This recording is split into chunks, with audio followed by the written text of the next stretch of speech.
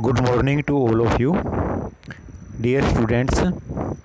आज मैं आपको जो एक्सरसाइज हैं टेंसों से संबंधित, तो वे कैसे उनको भरेंगे, उसमें कैसे नियम अप्लाई होता है, तो आपको ये सब देखना है भाई कहाँ पर किस सेंटेंस में कौन सी वर्ब आएगी, क्या उसके नियम हैं, तो ये सभी आपको सिखाया जाएगा। तो आज जो एक्सरसाइज नंबर 1 है तो उसको देखते हैं। The sun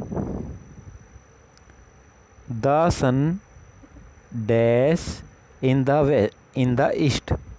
the sun dash in the east यानी सूर्य जो है वो पूर्व दिशा में से क्या होता है भाई। The sun dash in the east, सूर्य पूर्व दिशा से हम सभी को पता भी निकलता है ना। द सन तो क्या हो जाएगा, राइजेज। द सन राइजेज, तो सूर्य पूर्व दिशा से क्या होता है भाई, निकलता है। द सन राइजेज, सूर्य पूर्व दिशा से निकलता है। क्योंकि यहाँ पर सूरज क्या है भी एक है, पहले में क्या आ जाएगा, rises, RISES। The sun rises, तो इसका आप ध्यान रखेंगे भाई, सूर्य पूर्व दिशा से निकलता है, सूर्य पूर्व दिशा से निकलता है, RISES, राइजेज। तो अब यहाँ पर राइज के साथ एस क्यों लगा हुआ है, क्योंकि सूरज तो भी एक है ना, और सूर्य पूर्व दिशा से निकलता है, यानी ता है, तो प्रेजेंट इंडेफिनिट टेंस है। और प्रेजेंट इंडेफिनिट टेंस का सिंपल वाक्य है। सिंपल वाक्य में भाई सब्जेक्ट अगर एक वचन है तो वर्ब की फर्स्ट फॉर्म के साथ ऐसे लगता है। The sun rises in the east, यानी सूर्य पूर्व दिशा से निकलता है। सेकंड सेंटेंस है तुम्हारा, ही ऑलवेज डैश द ट्रुथ, यानी वो हमेशा क्या बोलता है, वो हमेशा सच बोलता है। ही ऑलवेज क्या आ जाएगा, स्पीक्स। सेकंड में क्या आ जाएगा भाई, सेकंड में आ जाएगा आपका, यहाँ पर क्या आ जाएगा, इस जगह पर यहाँ पर आ जाएगा speaks, SPEAKS,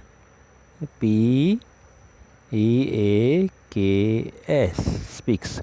he always speaks the truth, यानी वो हमेशा क्या बोलता है, वो हमेशा सच बोलता है।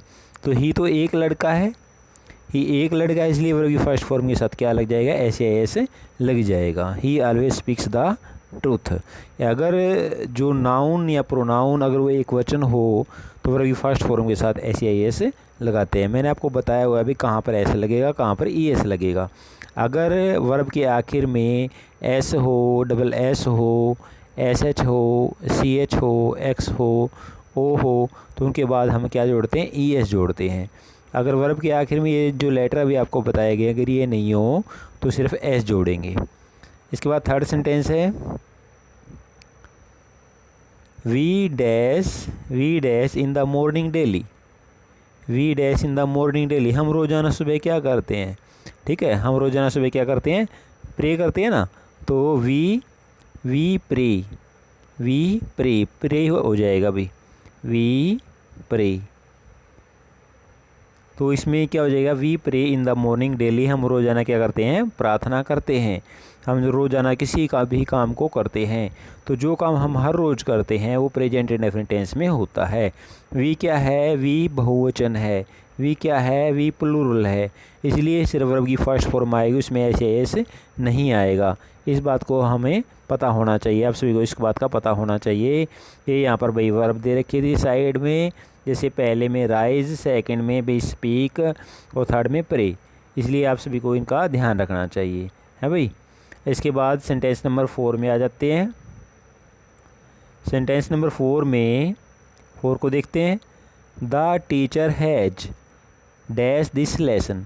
अब आपको ये दिखाई दे गया होगा भाई हैज, अगर वाक्य में हैज आया होगा तो क्या करेंगे, हैज आया होगा तो वर्ब की थर्ड फॉर्म लगाएंगे। अगर वाक्य में आपको खाली स्थान से पहले हैज या हैव दिख जाए तो क्या आता है, वर्ब की थर्ड फॉर्म आती है। इसका मतलब ये कौन सा टेंस है, ये प्रेजेंट परफेक्ट टेंस है। हैज या हैव वाक्य में जब आते हैं एज ए हेल्पिंग वर्ब तो उनके बाद क्या लगता है, वर्ब की थर्ड फॉर्म का प्रयोग हमें करते हैं। The teacher has dash this lesson. अब यहाँ पर वर्ब क्या है, वर्ब को देखते हैं भाई। वर्ब क्या है, पहले सेंटेंस में टीच, तो टीच की थर्ड फॉर्म क्या हो जाएगी, टोट। टीच की थर्ड फॉर्म क्या हो जाएगी, टोट हो जाएगी। तो यहाँ गया टोट, समझ में आ गया भाई आपको, TAUGHT। क्या हो जाएगा, टोट। तो पहले सेंटेंस में क्या आ जाएगा, फोर्थ में टोट आ जाएगा भी, जो टीचर है, the teacher has taught this lesson. यानी हैज़ के साथ क्या होता है, हैज़ या हैव के साथ वर्ब की थर्ड फॉर्म का प्रयोग करते हैं। इसके बाद सेंटेंस नंबर आपका 5, the aeroplane can dash high. The aeroplane can dash high. तो अब कैन, जितने भी मॉडल होते हैं ना भाई, तो मॉडल्स के साथ हमेशा वर्ब की फर्स्ट फॉर्म का प्रयोग होता है। जितने भी मॉडल्स होते हैं आपके, जैसे कैन क्या है, कैन एक मॉडल है। कैन क्या है, कैन एक मॉडल है। तो कैन के साथ क्या लगेगा, हमेशा वर्ब की फर्स्ट फॉर्म लगेगी। यानी जितने भी मॉडल्स होते हैं उनमें हमेशा वर्ब की क्या लगती है, हमेशा वर्ब की कैन के साथ वर्ब की फर्स्ट फॉर्म का प्रयोग होता है। अब यहाँ पर वर्ब देख लेते हैं भी, वर्ब क्या है, the aeroplane can dash high. तो इसमें जो वर्ब है फ्लाई, तो आपका क्या आ जाएगा, फ्लाई आ जाएगा। तो फ्लाई क्या है, फ्लाई जो बिल्कुल राइट है, यानी यही आएगी भाई, ठीक है। इसमें क्या आएगा, यही वर्ब आ जाएगी। तो इसमें क्या आ जाएगा, द एरोप्लेन कैन फ्लाई। तो यहाँ पर क्या हो जाएगा, फ्लाई, FLY। तो ये वर्ब हो जाएगी 5वें में, ठीक है। The aeroplane can fly high. इसके बाद सेंटेंस नंबर 6 है भाई आपका। सेंटेंस नंबर 6 में you should dash this house. You should dash this house. आपको ये घर क्या कर लेना चाहिए भाई, आपको ये घर क्या कर लेना चाहिए, you should dash this house. अब शुड क्या है, शुड एक मॉडल है भाई, शुड क्या है, मॉडल है। तो जितने भी मॉडल्स होते हैं उनके साथ हमेशा वर्ब की फर्स्ट फॉर्म का प्रयोग होता है। जैसे कि सेंटेंस नंबर 5 में आपको बताया गया था कि जितने भी मॉडल्स होते हैं उनके साथ हमेशा वर्ब की फर्स्ट फॉर्म का प्रयोग होता है। अब यहाँ पर वर्ब देख लेते हैं भी, वर्ब क्या है 6 में, 6 के अंदर वर्ब को हमें देखते हैं। तो यू शुड ऑप्शन क्या है इसमें, बाई। तो इसका क्या हो जाएगा, इसका आंसर बाई। हमेशा वर्ब की फर्स्ट फॉर्म का प्रयोग करते हैं। तो यहाँ पर क्या हो जाएगा इसका आंसर, यू शुड 6 में क्या आ जाएगा, 6 में हो जाएगा by. You should by, BUY। तो बाई, तो ये इसमें वर्ब हो जाएगी। इसके बाद अभी सेंटेंस नंबर कौन सा आ गया अभी, 7। Have you dash Ram. यहाँ पर देखिए भाई, वाक्य के शुरू में क्या आया हुआ है, हेल्पिंग वर्ब आई हुई है, हैव। तो हैव क्या है भाई, एक हेल्पिंग वर्ब है जो किस टेंस में आती है, प्रेजेंट परफेक्ट टेंस में आती है। हैव कौन से टेंस में आती है, प्रेजेंट परफेक्ट टेंस में आती है। और हैव के साथ, हैव जो होता है उसके साथ हमेशा क्या लगती है, वर्ब की थर्ड फॉर्म का प्रयोग होता है। हैज या हैव के साथ हमेशा वर्ब की थर्ड फॉर्म का प्रयोग होता है। यहाँ पर हैव क्या है, हैज ए हेल्पिंग वर्ब के रूप में। सेंटेंस कैसा है, इंटरोगेटिव सेंटेंस, इसलिए हैज ए हेल्पिंग वर्ब के रूप में सबसे पहले आया हुआ है। तो यहाँ पर जो खालिस्तान आपको दिखाई दे रहा है, इसमें क्या आएगा, वर्ब की थर्ड फॉर्म आएगी। इसमें वर्ब देख लेते हैं भी क्या है, हैव यू डैश राम। तो इसके अंदर वर्ब देखते हैं 7वें में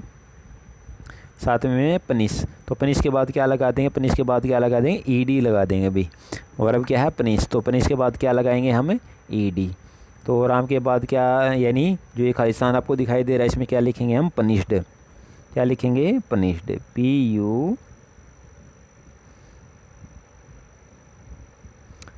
PUNISHED,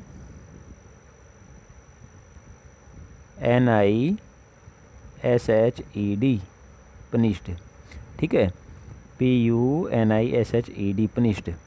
तो ये इसमें वर्ब आ जाएगी, हैव यू पनिश्ड राम। क्या तुम राम को सजा दे चुके हो। तो 7वें में क्या आ जाएगा, पनिश्ड आ जाएगा भाई। इसके बाद 8वां है। 8वें में देखिए भाई, he has dash the job well. अब यहाँ पर एज ए हेल्पिंग वर्ब क्या आई है अभी, हेल्पिंग वर्ब आई है हैज़। मैंने आपको बताया अगर सेंटेंस में हैज़ हो, हैव हो, तो उनके साथ क्या लगता है, हमेशा वर्ब की थर्ड फॉर्म का प्रयोग होता है। तो 8वें में क्या लगेगा, 8वें में वर्ब की थर्ड फॉर्म लगेगी, क्योंकि खालिस्तान से पहले क्या आया हुआ है, हैज़ आया हुआ है। हैज़ क्या है, एक हेल्पिंग वर्ब है। तो अगर सेंटेंस में आपको खालिस्तान से पहले हैज़ दिखाई दे जाए, हैव दिखाई दे जाए, तो ऐसे टेंस में एज ए वर्ब क्या लगेगा, वर्ब की थर्ड फॉर्म का प्रयोग होगा। तो 8वें में वर्ब देख लेते हैं भी क्या है, 8वें सेंटेंस के अंदर 8वें में है भाई, 8वें में है डू। तो डू का थर्ड फॉर्म क्या हो जाएगी, डू की थर्ड फॉर्म डन। तो क्या हो जाएगा, डन।